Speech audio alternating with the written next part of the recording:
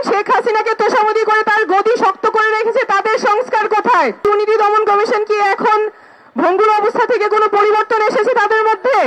সম্মানিত সহযোদ্ধাগণ, আমরা শেখ হাসিনার বিচারের রায় পেয়েছি, কিন্তু রায় বাস্তবায়নও করতে হবে। সেটা কবে?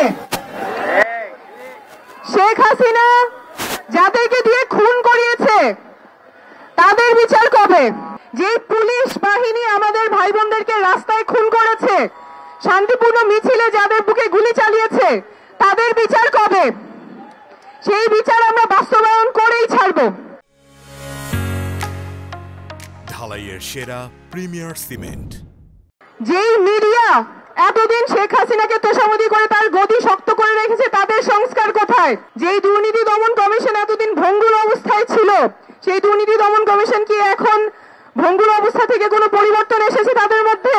যেই ব্যবস্থায় শেখ হাসিনা এই গুম খুনগুলো করতে পেরেছে, সেই ব্যবস্থা আর বাংলাদেশে চলবে না।